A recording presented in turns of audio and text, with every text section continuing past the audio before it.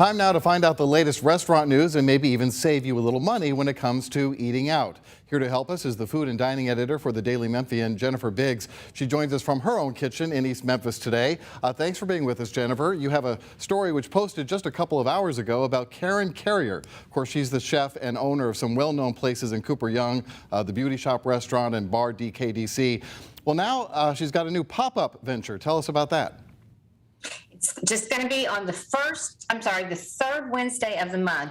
Dough is coming back. Dough Sushi was open for 10 years, and it's been closed about 10 years. It's right there where bar DKDC is. It turns into dough for a night.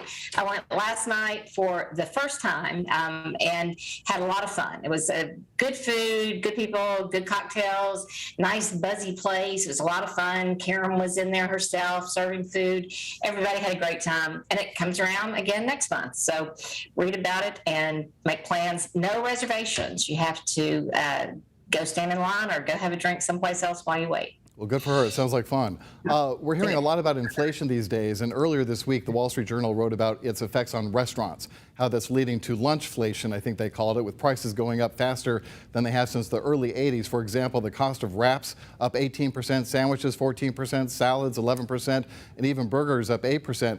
What are restaurant owners telling you about this catch-22 of trying to keep prices low for their customers, but also having to pay more for just about everything?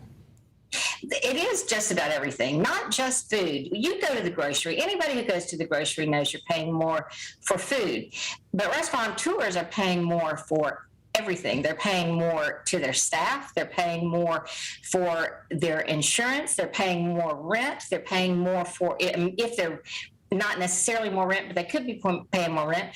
And obviously, their food costs are a whole lot higher. If you're spending, $1,000 a day on food, and all of a sudden that food goes up to $1,500 a day or to $1,200 a day, scallops, if you find them on a restaurant right now, are going to be enormously expensive. Restaurateurs are paying $40 a pound for scallops. Crab, even if you try to go out and buy it yourself, it's about the same price. So they are trying hard to keep their prices negligibly high, making the increase negligible, but they have to make money. Their margins are slim anyway. They just ask for understanding. That's all they can do.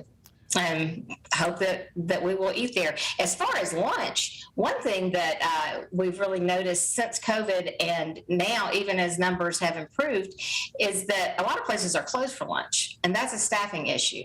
You can't staff at lunch and at dinner, and if your most of your money is being made at dinner, you have to cut one service just because you don't have enough staff for both. All right, well, at the Daily Memphian, I know you have a regular series called $10 Deals, which helps folks keep down the cost of eating out as well. Thanks for that tip about lunch menus. That's a good thing to have as well. Jennifer Biggs, thank you so much for being with us. If you'd like to read more about what we talked about here tonight, all you have to do is go over to thedailymemphian.com. That's thedailymemphian.com. Jennifer Biggs, thanks so much for being here. We appreciate you.